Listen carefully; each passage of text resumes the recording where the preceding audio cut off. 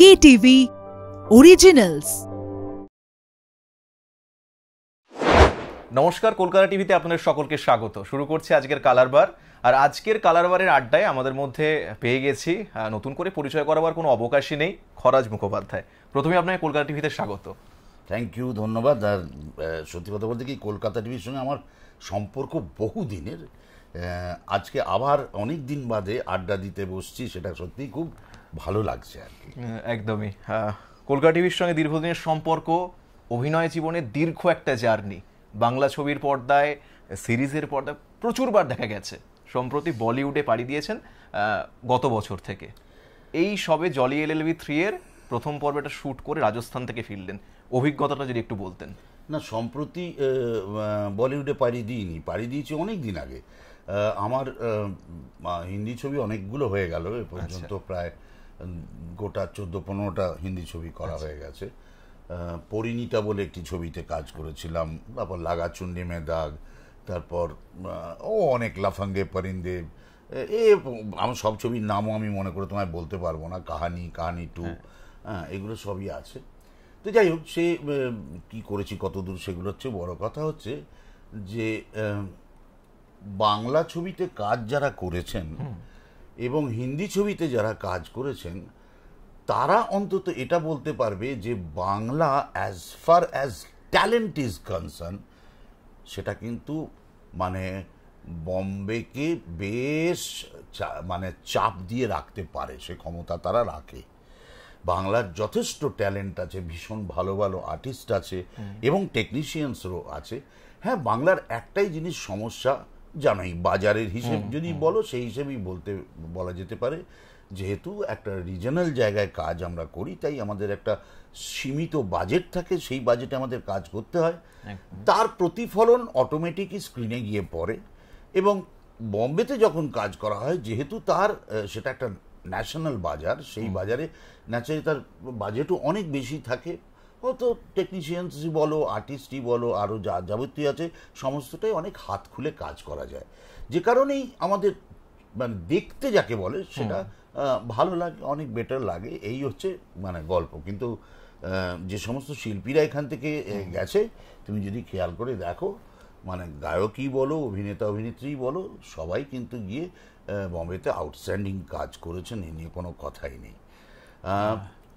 আমি আজ পর্যন্ত যত কাজ করেছি, সেই কাজগুলোয় কখনো কোনো দিন কাউকে আমি এটা বলিনি আপনি আমাকে কাজ দিন। বাংলারই কাজ দেখে কিন্তু লোকে আমায় হিন্দি কাজে নিয়ে গেছে, এবং সেটা জানি না তাদের চোখে হয়তো পড়েছি আমি যে কোনো কারণেই। এবং তারপরে যেমন ধরো গিয়ে এই জলি LLB, তো জলি LLBতে প্রথমে কাজ করেছিলেন আরশাদ ওয়ারসি, এবং তারপরে কাজ করেছেন জলি LLB 2-তে অক্ষয়, এবং এই ছবিটাতে দুজনেই আছেন একদম। তো এটা ডেফিনেটলি আমাকে স্কোপ দিয়েছেন সুভাষজি এত একটা সুন্দর ছবিতে আমাকেও একটা কাজ দেওয়ার জন্য। কিন্তু অক্ষয়জির সঙ্গে প্রথমে স্পেশাল 26-এ কাজ করেছি, দ্বিতীয়বার কাজ করেছি মিশন রানীগঞ্জে, এটা তৃতীয়বার। যদি ছবিতে আপনার চরিত্র সম্পর্কে দু এক কথা বলতে পারবো না, সেটা বলা বারণ। কিন্তু এটা ঠিক যে আমি অক্ষয়জিকে বলেছি যে এরকম এটা নিয়ে আপনার সঙ্গে কিন্তু আমার তৃতীয়বার কাজ হচ্ছে। তো হ্যাঁ বলছে, হ্যাঁ হ্যাঁ হ্যাঁ খুব ভালো। তো উনি বললেন যে মিশন রানীগঞ্জে আপনার চরিত্রটা শুরুতে খুব জমিয়ে দিয়েছিল, ভালো লেগেছে এই। আর উনি সবসময় কিছু না কিছু করতে থাকেন তো সেটে, একদমই। তো খুব হাসি মজার মধ্যে রাখতে ভালোবাসেন শুনেছি। ও একটা একজনের কাছ থেকে, একটা ফটোগ্রাফারের কাছ থেকে একটা ক্যামেরা চেয়ে নিলেন, ক্যামেরা চেয়ে নিয়ে এর ছবি তার ছবি, ওখানে ছবি সেখানে ছবি তুলতে আরম্ভ করলেন। একসময় আমারই ছবি তুলতে আরম্ভ করলেন একের পর এক, এবং আমিও অদ্ভুত অদ্ভুত সমস্ত এক্সপ্রেশন দিতে শুরু করলাম। যত রকম অদ্ভুত এক্সপ্রেশন দেওয়া যায় সেই সমস্ত দিতে শুরু করেছি, এবং সেগুলো তুলে নিয়ে খুব এনজয় করছিলেন, হাসছিলেন। এবং তারপর আরশাদ ওয়ারসিকে দেখালেন যে দেখ কেমন এক্সপ্রেশন দিচ্ছে, এগুলো সমস্ত দেখে আরশাদ ওয়ারসিও খুব ওনার সঙ্গে একটা সিন হচ্ছিল যেদিন প্রথম দিনের কথা বলি, তুমি প্রথম দিনের এক্সপিরিয়েন্সের কথা বলতে বলছিলি। সেদিনই এক বিরাট বিভ্রাট মানে যেখানটা শুটিং করছিলাম সেখানটার ঠিক মানে লোকেশনের বাইরে একটা জায়গাতে একটা জগজম্প কিছু একটা বাজছিল, মেবি কোনো একটা বড় অনুষ্ঠান ছিল বা কারোর বিয়ে বা কিছু একটা, জানি না কি ব্যাপার। তো সেটা আমাদের রাজস্থান শুটিং চলছে এবং সেখানে আরে দুধ দাঁড়াগাম করে গান বাজনা হচ্ছে, আওয়াজ ফাওয়াজ হচ্ছে। তো একটু সবাই বললো সর্বনাশ করেছে, এইরকম হতে থাকলে তো শুটিং করাই মুশকিল হবে। কিছুক্ষণ থামলো, আবার শুটিং ফুটিং সব রেডি হচ্ছে, সব কিছুই হচ্ছে। তারপরেতে আমি ডায়লগ বলতে বলতে আরম্ভ করেছি, আসাদ বর্ষী বারবার করে বাইরে একবার করে দেখছেন, ইয়ে তো মহা মুশকিল হবে। তারপরে বাবা ইয়ে যা ব্যাকগ্রাউন্ড মিউজিক দিচ্ছে তো সাংঘাতিক ব্যাপার। যাই হোক, সেই সিনটা মানে না করে একটু বারবার করে ওই খুব ডিস্টার্ব হচ্ছিলেন বলে মাঝে মধ্যে একাধবার করে ডায়লগ এদিক ওদিক হয়ে যাচ্ছিল ওনার, কিন্তু ফাইনালি সিনটা উদ্ধার হয়ে গেল। এরপরে আমার একটা সিন ছিল, সেই সিনটা মানে আমি যে করতে যাব সেই সময় ওই গান বাজনাটা এত মাত্রায় হতে আরম্ভ করলো এবং লাইটে যারা কাজ করছিলেন, ক্যামেরায় যারা কাজ করেন, তারা এত সব এটা পাল্টা ওটা কমা সেটা বাড়া এই সমস্ত করতে আরম্ভ করেন। করতে করতে হঠাৎ করে সুভাষজি খুব ইরিটেটেড হয়ে বলেন প্যাক আপ। বলো এই এক বাইরে এরকম কাণ্ড হচ্ছে আর আমার লাইটের লোকেরা কেবল কারেকশন করে যাচ্ছে, আমার আর্টিস্ট 1 ঘন্টা ধরে বসে বসে রিহার্সাল করে যাচ্ছে, এ শুটিং হবে না আজকে, প্যাক আপ করে দিলেন, চলে গেল সবাই যাত্রী। আর কী হবে তাহলে, এই সিন কবে হবে কে জানে, প্যাক আপ হয়ে গেল। সর্বনাশ করেছে যাকে। আমি মনে মনে বলছি যে আমার প্রথম দিনে যদি এই এক্সপিরিয়েন্স হয় তাহলে কি হবে ছবির শেষে কে বা জানে। যাই হোক, তারপরে যখন রাজস্থানে আমি গেছি, সেটা প্রথমত যে জায়গাটা আমি গিয়েছি সেই জায়গাটা হচ্ছে বন্দনওয়ারা বলে একটা জায়গা। মানে সেটা ধরে নিতে পারো যদি আমাদের এখানে কলকাতা এয়ারপোর্ট হয় তাহলে আমি যাচ্ছি বোলপুরে, মানে অতটাই দূর, মানে ধরো 3.5-4 ঘন্টার রাস্তা। এবং সেখানে গিয়ে বন্দনওয়ারাতে পৌঁছানো এবং সেখানে ক্লার্ক রিসোর্ট বলে একটা রিসোর্ট আছে, সেই রিসোর্টটা অসাধারণ। সেই রিসোর্টে গিয়ে আমরা বেশ সুন্দর সবাই মিলে সবাই ছিলাম ওখানে। তো সেখান থেকে আবার ধরো প্রায় 1 ঘন্টা একদম একটা রাস্তা ধরে সোজা গিয়ে দেবমালিয়া বলে একটা গ্রাম। আচ্ছা, গ্রামটার একটা বিশেষ বৈশিষ্ট্য যেটা কি, প্রথমত ঢোকার মুখে একটা বিরাট বড় তোরণ, সেই তোরণ পেরিয়ে ঢুকে একটা গ্রামের মাথাতে সামনেই একটা বিশাল বড় উঁচু পাহাড় আছে, পাহাড়ের উপরে একটা দারুণ সুন্দর মন্দির আছে, মন্দিরটা খুব জাগ্রত। কিসের মন্দির ওটা? এই কিসের মানে এটা তো সম্ভবত মহাদেবের মন্দির হবে। আচ্ছা, হ্যাঁ, তো এই কিন্তু গ্রামের মাহাত্ম্যগুলো সব শুনতে আরম্ভ করলাম। আচ্ছা, কি প্রথমত এই গ্রামে যদি ধরো গিয়ে একটাও কোনো পাথর কেউ বা একটা কিছু জিনিস যদি কেউ রাত্রিবেলা যে ঘুমায় লোকজন, ও গ্রামের লোকেরা, তারা কেউ দরজা বন্ধ করে ঘুমায় না, দরজা খোলা থাকে। এবং মানে কেউ কোনো চুরি হয়নি কোনোদিন কিছু। আচ্ছা, এবং যদি কেউ কোনো কিছু চুরি করে নিয়ে যায়, মানে একটা পাথরও যদি চুরি করে নিয়ে যায়, বিরাট নাকি তার খুব ক্ষতি হয়, এটা আমরা শুনেছি। আচ্ছা, ওখানে ওদের কাছ থেকে শুনেছি, কারণ গ্রামের অনেকেই কিন্তু ওখানে এই ছবিতে অভিনয় করেছেন। আচ্ছা, এবার গ্রামের ধরো গিয়ে একটা পাহাড়ের নিচে একটা বড় বড় ধরো চাঙড় পাহাড় যেরকম পাথর খসে পড়ে বা ইয়েতে থাকে, সেই পাথরগুলো একটা অদ্ভুত রকম জিনিস, বলে সমস্ত পাথর নাকি নুয়ে আসে এরকম মাথা নিচু করে, এবং ওদের বক্তব্য এটা দেবতাকে প্রণাম করছে তারা পাথরগুলো। এবং আমরা সেটা দেখলাম, সত্যি কথা এই পাথরগুলো সবই নুয়ে নুয়ে মতন আছে। এবার গ্রামে একটা জিনিস কোনো রকম আমাদের জন্য ভীষণ অসুবিধের, কি ওটা মাছ মাংস ডিম কোনো কিছু খাওয়া চলবে না, রান্নাই করা চলবে না, পুরো শুটিং পর্বটা নিরামিষ একদম আহারই চললো, মানে রান্নাটাই করা চলবে না ওখানে। আচ্ছা, আর আমি তোমাকে ডিস্টেন্স বলতে পারি, ধরো গিয়ে আমাদের মেকআপ ভ্যান বা ভ্যানিটি ভ্যান যেখানে, সেটা যদি কলা মন্দিরে হয় তাহলে কলকাতা টিভির ওখানে শুটিং হচ্ছে। আচ্ছা, তো বুঝতে পারছো, মানে এবং সেখানটায় কোনো রকম ভাবে কোনো গাড়ি বা অন্য কিছু যেতে পারবে না। আচ্ছা, যেটা একটা গলি মতন জায়গা দিয়ে যেতে হয়, ন্যাচারালি গাড়ি ঢুকতেই পারছে না, তোমাকে প্রত্যেকবার হেঁটে যেতে হবে এবং ওখানে কাজ করতে হবে, আবার হেঁটেই ফিরতে হবে।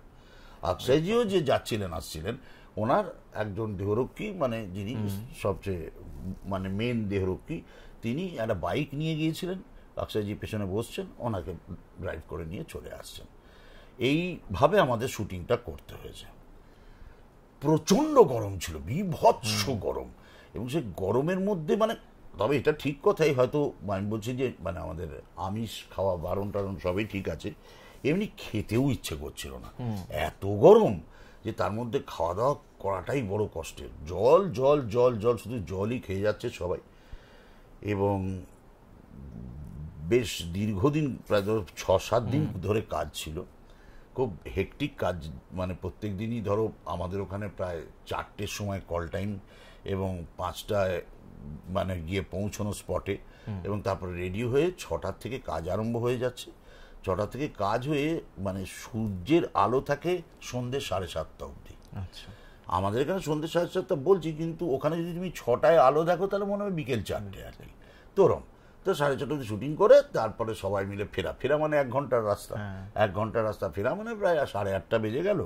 স্নান করলে, খেলে দিলে, ঘুমিয়ে পড়লে, বাস হয়ে গেল, আবার পরের দিন সকাল 4টে। তো ওই দিক দিয়ে সেই হিসাবে বলতে গেলে কাজের মধ্যেই ছিলাম সবাই, যে সেভাবে যে একটা কাজের শেষে খুব আনন্দ করেছি, গল্প দিয়েছি, আড্ডা করেছি, করতে পারিনি। আর দেন ধরো একে অন্যের সঙ্গে বেশি কথাবার্তাও বলা হচ্ছে না, এত কাজের প্রেশার আছে। এবং সেখানটায় মানে ওই দূর থেকে অক্ষয়জি আমায় বললেন, এরকম করলেন, আমিও এরকম করলাম, বা নমস্কার জানালাম কাউকে। সীমাদি ছিলেন, সীমা বিশ্বাস ছিলেন, উনিও ওই গরমের মধ্যে কষ্ট পাচ্ছেন সবাই। তো আমাদের জন্যে কিন্তু সবসময় জল, ওআরএস এবং আরও যাবতীয় যা কিছু হেল্প করা যায় সমস্ত কিছুই ওনারা করেছেন। কিন্তু আমরা মানে অ্যাজ সাচ মানে বেশি কথাবার্তা ওটা বলিনি, যেটুকু কাজ সেটুকু কাজ করছি, এইটাই নিয়েছিলাম আর কি। কারণ দেখো এই ছবিটা এখন তো এই অবস্থায় এসে আমার জাস্ট রাজস্থান সেকশন কমপ্লিট করে এসেছি। নেক্সট শিডিউল কোথায় কোথায়? বম্বেতে আছে, তারপর বম্বে শিডিউল শেষ হলে তারপর সেখান থেকে দিল্লিতে আছে। আচ্ছা, তো এই মে, জুন, জুলাই এই 3টে মাস জুড়ে এই ছবিটা হবে আর কি। তার মাঝে মাঝে টুকটাক ছোটোখাটো কাজ ছাড়া আর বড় একটা কাজ কিছু নিইনি। আর আমার নিজের একটা নাটক, সেই নাটকটার নাম চকাচক সাচ্চা চক, সেই নাটকটাই শুধুমাত্র এই 29শে মে আমাদের মধুসূদন মঞ্চে মঞ্চস্থ হবে, সেইটুকু কাজ নিয়েই আমি আছি। তার বাইরে বড় কাজ আর কিছু সেরকম নিইনি। আচ্ছা। আর একটা ছবি, হ্যাঁ ঠিক আছে, রাজ চক্রবর্তী আমাকে অনেকদিন আগে থেকে বলে রেখেছিল, সেই ডেটটা ধরা আছে। আচ্ছা, সুভাষের সাথে কাজের যে অভিজ্ঞতা, পরিচালক হিসেবে উনি ঠিক কিরকম, বা আপনার কাজ করে কিরকম লাগছে একটু যদি বলেন। সুভাষ কাপুর প্রথমত মানুষটা কিরকম, হ্যাঁ, প্রথম যেদিন ওনার সঙ্গে আমার উনি যখন ডেকেছেন, এটা জাস্ট আমার সঙ্গে জাস্ট মিট করে আমাকে জিনিসটা ব্রিফ করবে, আমার সঙ্গে একটু কথা বলবেন, এই যে। তো আমি যখন প্রথমে গিয়েছিলাম ওনার কাছে, যাওয়ার পরে উনি প্রথমে বলে কেমন আছেন, আমার শুনেই না প্রথম আমার মনে হলো বাংলায় বলছে কেমন আছেন, শোনা মাত্রই তো আমার তখন যাক বাবা, একটা মানুষ অন্তত 4টি বাংলা বোঝে, এটা একটা নিজের মনে সান্ত্বনা।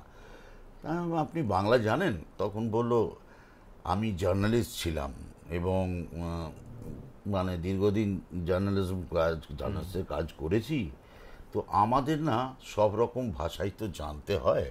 সবটা যে খুব একদম ক্রিস্টাল ক্লিয়ার বাংলা বলছেন তা নয়, কিন্তু বাংলাটা মানে ভালো বলতে পারেন, মানে ওই মানে কাজ চালিয়ে নেওয়ার পর তো বলে দেবে না, বসুন দাদা বসুন, এরম বললেন। তারপরে জল খাবেন, তারপর আমরা টেক করব, এইরকম এরকম ছোট ছোট বাংলা হয়তো বলছেন, কিন্তু বলে দিচ্ছেন।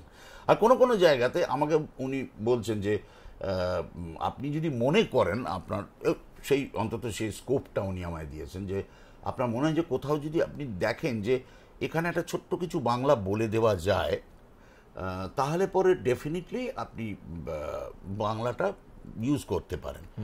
তা না, আচ্ছা ঠিক আছে। প্রথম আর একটা জিনিস হলো কি, আমাদের একটা খুব সুন্দর সিস্টেম হচ্ছে ওনার কাজের, যে যেদিন যা কাজ আছে সেটা সকালবেলাতে আপনার মোবাইলে লেখাটা চলে আসে, এইটা আজকে আপনার কাজ।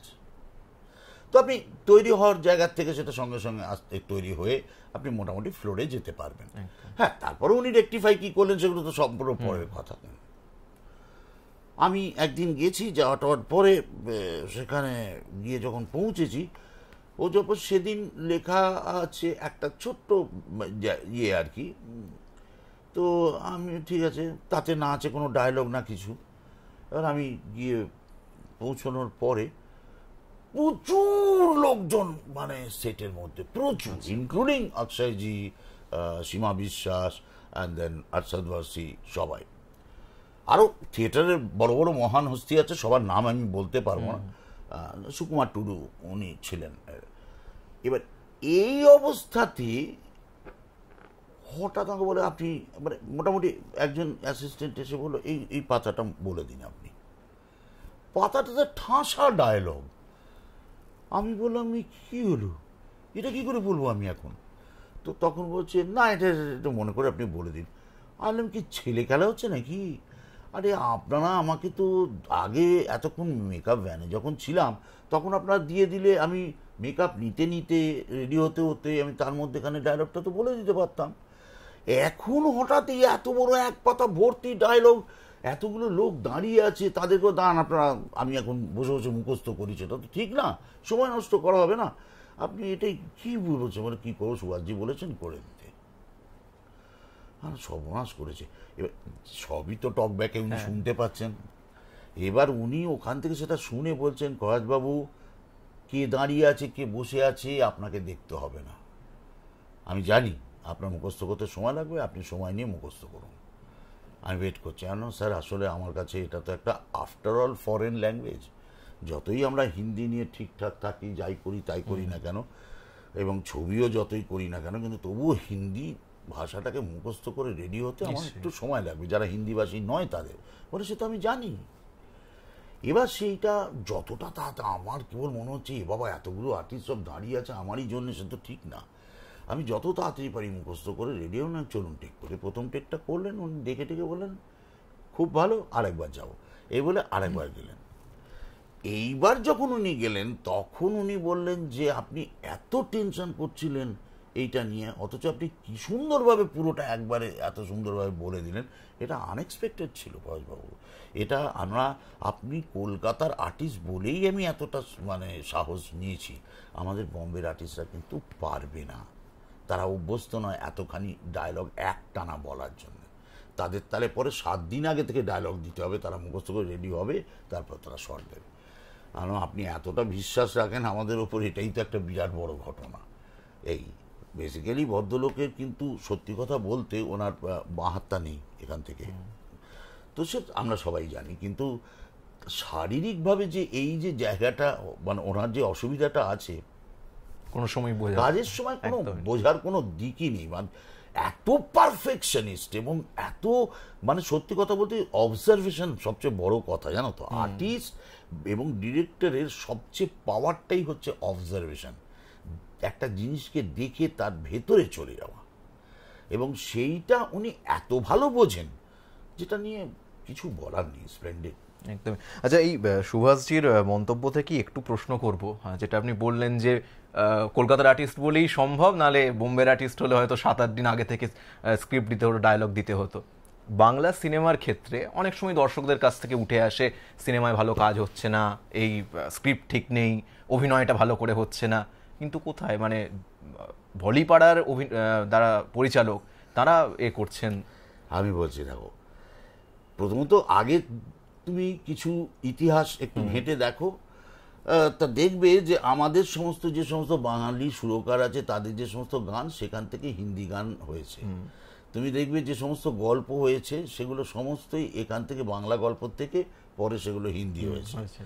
এগুলো সমস্ত, মানে সে নিশিপদ্ম থেকে এই আনন্দ আশ্রম, হ্যান ত্যান, সমস্ত সব ছবিগুলো যা হয়েছে সমস্তই কিন্তু বাংলা ছবির থেকে হিন্দিতে পরবর্তীকালে হয়েছে। সেটা তো একটা রেকর্ড ছিল, এই মাঝখানে একটু হয়তো ভাঁটা পড়ে গেছিল, কিন্তু আবার শুরু হয়ে গেছে। তুমি খেয়াল করলেই বুঝতে পারবে, আমাকে আলাদা করে বোঝাতে হবে না, বলতে হবে না। তো সেটা হচ্ছে, শিল্পীও তৈরি হচ্ছে, নইলে আজকে আমাদের ধরো গিয়ে যিশু, অপু, মানে আমাদের শাশ্বত, এরা এত সুন্দর কাজ করছে। এবং আমি তোমাকে একটা ছোট্ট ঘটনা বলি, শুনলে তুমি অবাক লাগবে। আমি একটা ছবি করতে গেছিলাম, ছবিটার তে অপরাজিতা আড্ড হচ্ছিল। তো ওই কি যেন কিশোর কুমারের গানটা আছে না, কি পারোশানের গানটা যেন, আচ্ছা, এনিওয়ে, তো সেই ছবিটাতে অপরাজিতা আড্ড যখন কাজ করতে হচ্ছে, বোধহয় সমত সেই প্রথম হিন্দি ছবিতে কাজ করছে, তো অপা আমাকে জিজ্ঞেস করছে, ফরাজদা আমি পারবো করতে? না, তুই জিজ্ঞেস করছিস অপা? তুই নিজে কত বড় আর্টিস্ট, তোর কি কোনো ধারণা আছে? তুই সন্দেহ প্রকাশ করছিস নিজেকে? কোনো ব্যাপার নয় অপা, চল, তোর ধারণাটা পাল্টে যাবে। এবার যাই হোক, অপরাজিতা আড্ড যথাসম্ভব মেরি প্যারি বিন্দু, রাইট, ছবিটার নামটা মেরি প্যারি বিন্দু, তো যথাসম্ভব ভালো করে অভিনয় করার চেষ্টা করেছে। এবং ছবিটি যখন রিলিজ করলো তখন অপা ভীষণ আশাহত হয়ে গেছিল। তার পিছনে কারণ হচ্ছে প্রচুর ভালো ভালো ভালো ভালো সিন সব ফেলে দেওয়া হয়েছে। আচ্ছা, এবং তার কারণটা হচ্ছে যদি ওগুলো রাখা হতো তাহলে নায়ককে দুর্বল লাগতো। যে জন্য অপা তখন একটা ইন্টারভিউতে বলেছিল, ওরা কি আমাদের ভয় পায়? তো দেখো, এটা কোনো জেলেসি না, এটা কোনো রাগের কথা না, বা এটা কোনো হাড্ডাহাড্ডি ব্যাপার কিছু নেই। কিন্তু এটা ঘটনা যে আমাদের এখানে যারা শিল্পী আছেন বা কলাকুশলী রয়েছেন তারা যথেষ্ট ট্যালেন্টেড। এবং আমি তো ইনফ্যাক্ট এই ছবিটাতেই কাজ করতে গিয়ে আমি প্রচুর বাঙালিদের দেখেছি আশেপাশে, যারা টেকনিশিয়ানস যারা কাজ করছেন, প্রচুর বাঙালি রয়েছেন, তারা আশেপাশে রয়েছেন। আমি আপনাদের মতন আরও টেকনিশিয়ানস তো নিশ্চয়ই আছে, মানে ইনফ্যাক্ট আগেও কাজ করতে গিয়ে আমি দেখেছি তো, মানে ও বাংলাতে, মানে ওখানে বম্বেতে কাজ করতে গিয়ে। তো এখন তো মানে খবর টবর সবই মোটামুটি সবই কিছু পাই এখন, বম্বের অবস্থা কিছু থাকি, কারণ আমার নিজের ছেলে এখন বম্বেতে সেটেল করলো। ও এখানে তো মিউজিশিয়ান ছিল, গান বাজনা করতো, এখন প্রীতমজির সঙ্গে বাজাচ্ছে। পরবর্তী ক্ষেত্রে কি ছেলেরও অভিনয় জগতে আসার সম্ভাবনা? একদম না, একদম ওর ইন্টারেস্ট নেই। ও তো অভিনয় জগৎ দিয়ে ও শুরু করেছিল, তো ও তো একটা ছবি, একটা কেন বেশ গোটা 5-7টা ছবি করেছে। ওই আমার সঙ্গে একটা ছবি করেছিল, সেটাতে ও প্রথম অভিনয় করলো।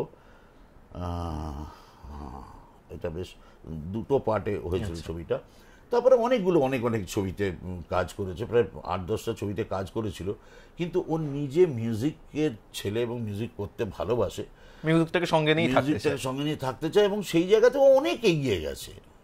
যেন ও পরিষ্কারই আমাকে বলছে, বাবা অভিনয়টা আমার জন্য নয়, আমি মিউজিক ভালোবাসি, মিউজিক নিয়েই থাকতে চাই।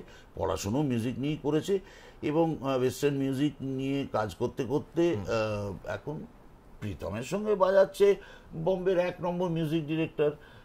তারপর আজ অরিজিৎ, কাল ও সে এদের সঙ্গে বাজাচ্ছে, বিদেশ যাচ্ছে, স্বদেশ যাচ্ছে, নানান জায়গায় ঘুরছে ফিরছে, বড় বড় শো করে বেড়াচ্ছে, ভালো আর কি। বেশ, নেটপাড়ায় আর একটা আলোচনা খুব হচ্ছে এই মুহূর্তে, জলি এলএলবি 3-তে তো দেখতে পাওয়াই যাচ্ছে, ভুল ভুলাইয়া 3-তেও নাকি আপনি গুরুত্বপূর্ণ চরিত্রে আছেন। এই যে নেট, যে কোন নেট দিয়ে ধরে ভগবান জানে। এখন দেখো, ঘটনা হচ্ছে যে কোনো একটা জিনিসের আলোচনা, সম্ভাবনা, এই জাতীয় কোনো জিনিস হলে সেটাতেও সঙ্গে সঙ্গে মানে আমাকে বসিয়ে দেওয়ার কোনো কারণ নেই।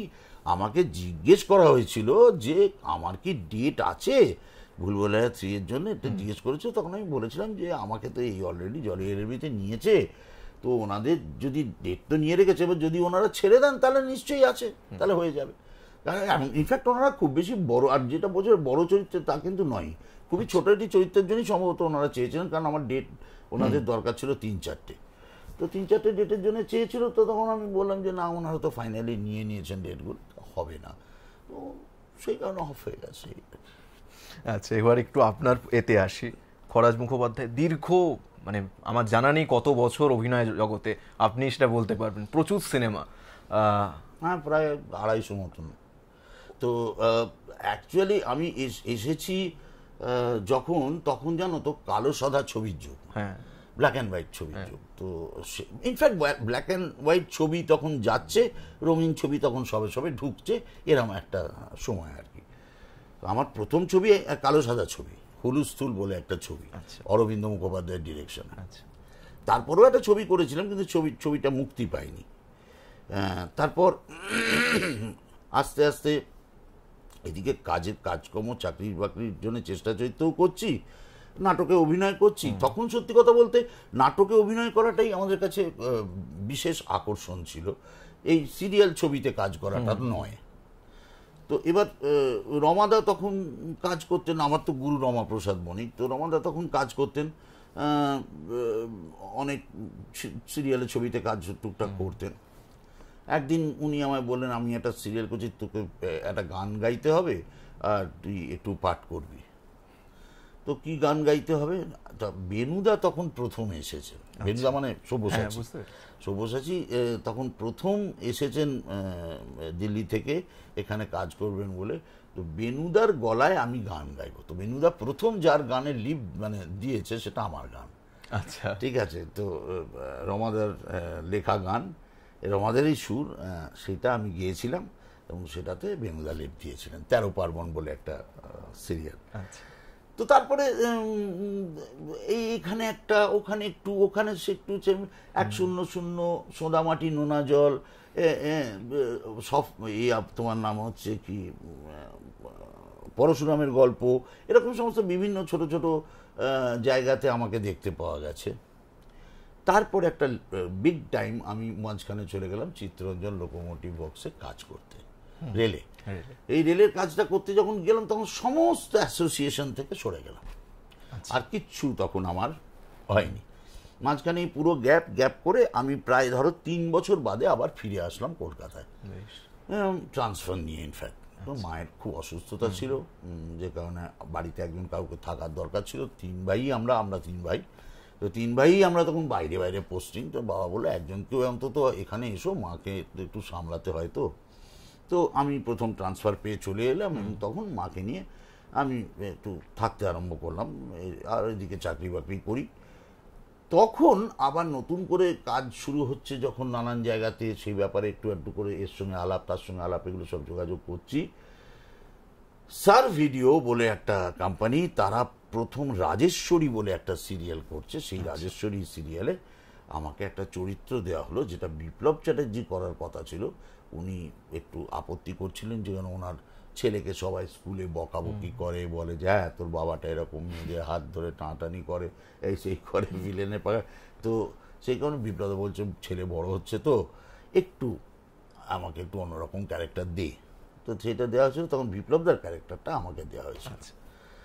তো যাই হোক, সেই ক্যারেক্টারটা দিয়ে আবার শুরু রাজেশ্বরীর পর এইবার টুকটুক করে সিরিয়াল চাকরি করতে করতে একটা টাইমে আমি দেখলাম যে এটা আর সামলানো যাচ্ছে না। এবার তখন আমার ছেলেও হয়ে গেছে, খুব চিন্তায় ছিলাম। তো আমার মানে কমরেড কাকে বলে জানো তো, যুদ্ধের সঙ্গী যাকে বলে, তো আমার কমরেড হচ্ছে আমার স্ত্রী প্রতিভা। আমি প্রতিভাকে বললাম যে প্রতিভা, আমি না দুদিকটা সামলাতে পারছি না, আমি চাকরিটা করব নাকি এদিকটা করবো বুঝতে পারছি না। তো আমার স্ত্রী যে এভাবে কোনোদিন বলে বা দিতে পারে, এটা আমি আশাতীত, আমার কাছে আশাতীত। মানে অকপটে বলে দিল, তুমি চাকরি ছেড়ে দাও, তুমি যেটা করছো সেটাই করো। তো আমি বললাম, বাবা এই সরকারি চাকরি, এই ছেড়ে দেবো, ছেলে হয়ে গেছে, যদি বাই চান্স কিছু এদিক ওদিক হয়ে যায় তাহলে তো দেয়ালে পিঠ থেকে যাবে বাবা, আমি তো বুঝতে পারছি না। বলে করো না, আমি সামলে নেব। সেই যে আমাকে একটা সাপোর্টও দিয়ে দিল। আমি সত্যি কথা বলতে, আমি চাকরিটা ছেড়ে একেবারে 100% এই কাজটার মধ্যে ঢুকে গেলাম, এনগ্রসড হয়ে। তখন আমি জানি আমার দেয়ালে পিঠ থেকে গেছে অলরেডি, আমাকে প্রাণপাত করতে হবে এই জায়গায়। এবং তখন আমি উদয়াস্ত কাজ করতাম, মানে কি থিয়েটার, কি নাচ, কি গান, কি কোনো দিক আমি ছাড়তাম না। এই কাজ করতে করতে করতে করতে একটা কি বলবো, যে অসম্ভব একটা মানে কাজের প্রতি আগ্রহ তৈরি হলো, আরো বেটার কি করে করা যায়।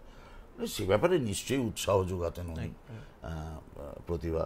তো প্রতিভা উৎসাহ জুগিয়ে গেছে, তো সেটা ঘটনা সে সময়টা অনেকখানি আমাকে এগিয়ে দিয়ে গেছে। তারপর ব্যাস কাজ করতে আরম্ভ করেছি, সিরিয়াল, ছবি, যাবতীয় যা পেয়েছি। পরে একটা 2000 সাল থেকে আর ছবি করেছি, আর সিরিয়ালের দিকে যাইনি। একদমই। আপনি একটু আগেই বলছিলেন যে সাদা কালো সময় থেকে আপনার অভিনয়ের শুরুটা, এখন রঙিন ছবি, অনেক টেকনোলজি বেরিয়েছে, তো বটেই। একাধিক সুপারস্টারের সাথে আপনি কাজ করেছেন, মুম্বাদের সাথে কাজ করেছেন, বর্তমানে বাংলার সুপারস্টার দেবদার সাথে কাজ করেছেন, জিদ্দার সাথে কাজ করেছেন। দর্শক কতটা পাল্টেছে?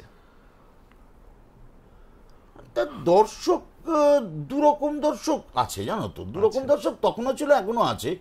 একটা দর্শক তো একেবারেই আদ্যপান্ত কমার্শিয়াল ছবি দেখতে ভালোবাসে, তবে তাদের চোখটা অনেক তৈরি হয়ে গেছে। সে চোখ কিন্তু আগের মতন চোখ নেই। তারা এখন নানান রকম বিদেশের শট দেখতে পাচ্ছে, নানান রকম জায়গা দেখতে পাচ্ছে, নতুন রকম সাজ পোশাক, স্টাইল, সমস্ত কিছুই দেখতে পাচ্ছে। আবার রুচিশীল দর্শকও আছে, সেরকম ছবিও তো তৈরি হচ্ছে। আজকে আমরা যেমন ধরা গেল 22শে শ্রাবণ ছবিটা যখন দেখছি আমরা, সে ধরনের দর্শকই বা কোথায়? সেটা কি পাচ্ছি আমরা? নিশ্চয়ই পাচ্ছি, তা নাহলে সে ছবি জনপ্রিয় হচ্ছে কি করে বেলা শেষে বেলা শুরু লোকের ভালো লাগছে। অবশ্যই। হ্যাঁ, তো এই ধরো এই একেবারেই এক্ষুনি এই মুহূর্তে আমার দুটো ছবি মুক্তি পেয়েছে। একটা হচ্ছে এটা আমাদের গল্প, আর ওদিকে দাবাড়ু। তো এই দুটো ছবি তো ভীষণ সাড়া ফেলেছে। হ্যাঁ, এবং দুটো ছবি লোকের ভালো লাগছে। এবার দুটো ছবি যে ভালো লাগছে আমি বলছি, মৌলিক ছবি, এবং সেই মৌলিক ছবিতে আমি কাজ করেছি, এবং কাজ করার পর সেই দর্শক তো আমরা পাচ্ছি, তারা তো ভালো বলছে। তো কৌশিক গাঙ্গুলি যে সমস্ত ছবি করছেন সেগুলো খুব ভালো, দারুণ লাগছে।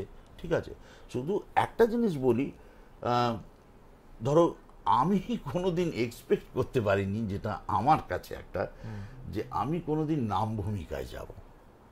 এটা আমি আশা করিনি। আমিও যে চরিত্রাভিনেতা অনেকেই আছেন, আমিও একজন চরিত্রাভিনেতা, আমি আশাই করিনি যে নাম ভূমিকা আমাকে কোনোদিন কেউ নেবে বা কিছু। এবং সেটা one of the biggest house of Bengal, তারা আমাকে বগলা মামা চরিত্র আমাকে দিয়েছে। আমি আমার মতো প্রাণপণ ঘুরেছিলাম। অসাধারণ হয়েছে, আমাদের প্রত্যেকের অন্তত ভীষণ ভালো লেগেছে। হ্যাঁ, মানে সেটা এবং তারা আমাকে অনেক অনেক সাপোর্টও দিয়েছে। পরিশ্রমের কাজ ছিল ভীষণ এবং ধ্রুবর সঙ্গে আগেও আমার কাজ করা তো আছে। ধ্রুব ভীষণ খুঁতখুঁতে এবং সবাইকে নিয়ে কাজ করতেও খুব ভালোবাসে, এবং খুব আর্টিস্টদের ভীষণ অ্যাপ্রিসিয়েট করে, ভীষণ কি বলবো, অনেক বুস্ট করে যাতে কিনা কাজ ভালো হয়, সেগুলো সব আছে। কিন্তু তার মধ্যে সেটা আমার কাছে একটা বিরাট প্রাপ্তি, যে বগলা মামা যুগেও আমি নিজে বগলা মামার চরিত্র করছি, এটা আমার খুব ভালো লেগেছে। একদমই। আস্তে আস্তে আড্ডা শেষের দিকে আসবো।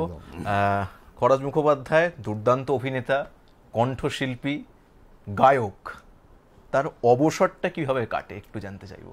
কেন, রান্না করে, আমি ভীষণ রান্না করতে ভালোবাসি।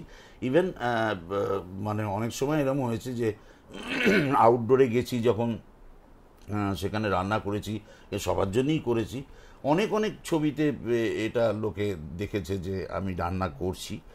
তো ইনফ্যাক্ট এই প্রধান ছবিটা যখন আসছিল, তখন সবাইকে আমি একদিন মাটন রান্না করে খাইয়েছি। তারপরেও একটা ছবি হয়েছে, সে সময় তাদেরও রান্না করে খাইয়েছি। তো রান্না করতে আমি ভালোবাসি, এবং আমার বাড়ির যে সমস্ত রান্না, তার অনেক রান্নাই আমি করি। যদি কলকাতায় থাকি তাহলে তো করি বটেই, কী রান্না হবে কি না হবে সে সমস্ত কিছু। ইনফ্যাক্ট তুমি জাস্ট এই আমাদের যখন এখানে আমরা আড্ডা দিতে বসলাম, তখন কানের কাছে আমার ছেলেটা কি বলে গেল, দাদা বৌদি মাংস আনতে বললো, মানে মাংসটা রান্না করতে হবে আমার। এই হচ্ছে ব্যাপার। বেশ, আজকের আড্ডার একদম শেষ প্রশ্ন, বাংলা ছবিতে এই মুহূর্তে আপনার মতে সুপারস্টার কে? এই কেলো করেছে, জিতের সাথেও কাজ করেছেন, দেবের সাথেও কাজ করেছেন। আমি বলবো নির্ভর করে চরিত্রটা কেমন, তার উপরে। আজকে যে চরিত্রটা অঙ্কুশকে ভালো লাগে, সেই চরিত্রটা দেবকে ভালো নাই লাগতে পারে। অবশ্যই দেবকে যে চরিত্রটা ভালো লাগে সেটা জিতকে ভালো নাই লাগতে পারে। দেব তবু একটু অন্যরকম চরিত্র করে নিজেকে এক্সপেরিমেন্ট করছে। আমার মনে হয় জিত কিছুদিনের মধ্যেই সেটা করতে আরম্ভ করবে। অঙ্কুশও করছে, যিশু তো অনেকদিন আগে থেকেই করতে আরম্ভ করেছে, এবং এখন তো বেশ ভালো রকম ওর কাজ সাড়া পাচ্ছে, ইভেন সাউথেও। একদমই। তো সবাইকেই অ্যাপ্রিসিয়েট করা উচিত। দেখো পার্টিকুলারলি আজ আমি বললাম আমি জিতের ফ্যান, এটা বলে দিলাম, কিন্তু দেবেরও তো অনেক কিছু জায়গা আছে যেগুলো সত্যি দেখার মতন, কারণ অত অন্য অন্য রকম চরিত্র ও এক্সপেরিমেন্ট করে চলেছে নিজেকে। আবার ওদিকে জিতও যে সমস্ত যে কাজটা করে দেখাচ্ছে, যেটা একবারেই নায়কোচিত, যেটা সেই জিনিসটা কমার্শিয়াল অ্যাঙ্গেল থেকে যদি দেখো তাহলে সেটা ডেফিনেটলি অ্যাপ্রিসিয়েট করার মতন। তবে আমি একটা জিনিস বলবো, আমার এই সম্ভব সবার সঙ্গে, এই এতগুলো নায়কের সঙ্গে বা নায়িকার সঙ্গে কাজ করতে আমার ভীষণ স্বচ্ছন্দ বোধ করি এবং ভীষণ ভালো লাগে। আরও একটা বড় কথা বলি তোমায়, বম্বের যে সমস্ত শিল্পীদের সঙ্গে কাজ করেছি আজকে, ধরো মানে ছোট বড় সবটা নিয়েই বলছি, আমি সবার নামও মনে করে বলতে পারবো না। ধরো সীমাদি যেরকম একজন সিনিয়র, ধরো অক্ষয়জি আছেন, আরশাদ ফার্সি আছেন, এক সময় করিনা কাপুর, এক সময় আমাদের করিশ্মা কাপুরের সঙ্গে আমি ব্রাউন বলে একটা ইয়ে করেছি। তারপর ধরো ছোট বড় অনেকেই আছেন, অনুপম খেরের ছেলে আছে, অনুপম খের আছেন, জয়া ভাদুরী আছেন, তো এদের অজয় দেবগন আছেন। হ্যাঁ, সবার সঙ্গে যে এই কাজ করেছি, ধরো কাজ করার পর যেটা সবচেয়ে ভালো বুঝেছি, ধরো অভিষেকের কথাও বলছি, সবাই একটা না মানে আমার যারা বাপরে বাপ কে না কে একটা মনে হয়, খুব কাছ থেকে মানুষগুলোকে দেখলে মনে হয় ভীষণ বন্ধু মানুষ। তাদের ওই রকম কোনো ব্যাপারই নেই যে তোর সঙ্গে কথা বলছি না, আমি একটা অন্য ভাবের লোক, একটা অন্য ব্যাপার আছে, নট অ্যাট অল, একদম না, একদমই না, সেরকম কোনো মানসিকতাই ওনারা রাখেন না। কাজের ব্যাপারটা নিয়ে ভীষণ সিরিয়াস, অল অফ দেম, সবাই খুবই সিরিয়াস, কিন্তু বাকিটা কিন্তু খুব সিম্পল, সহজ। আমি নায়িকাদের মধ্যে রানী মুখার্জি আমার সঙ্গে কাজ অনেকের সঙ্গে করেছি, কিন্তু করলেও তারা কিন্তু কখনোই কিন্তু ওরকম টাইপের লোক না যে তারা মানে কি বলবো, তাদের মাটিতে পা পড়ে না, হ্যাঁ, ধরাকে সরাগান করেন, ওরকম কোনো ঘটনা নেই। কিন্তু তারা খুবই বন্ধুসুলভ মানুষ এবং আমাদের সঙ্গে খুবই সুন্দর ব্যবহারই করেন, কথা বলেন সবই কাজের সময়। এই এরকম। বেশ, অসংখ্য ধন্যবাদ, অনেক অজানা কথা জানতে পারলাম, আর আমাদের সঙ্গে আড্ডা দেওয়ার জন্য আপনাকে অসংখ্য ধন্যবাদ। হ্যাঁ, শেষ করছি আজকের কালারভার্স। আমাদের প্রত্যেকটা এপিসোড আপনারা কেমন লাগছে অবশ্যই আমাদেরকে জানান। পরবর্তী এপিসোডে আবার ফেরত আসবো নতুন একটা আড্ডা নিয়ে, নতুন মানুষকে নিয়ে। ততক্ষণ পর্যন্ত সঙ্গে থাকুন, দেখতে থাকুন কলকাতা টিভি। কলকাতা টিভি, রাত দিন 7 দিন।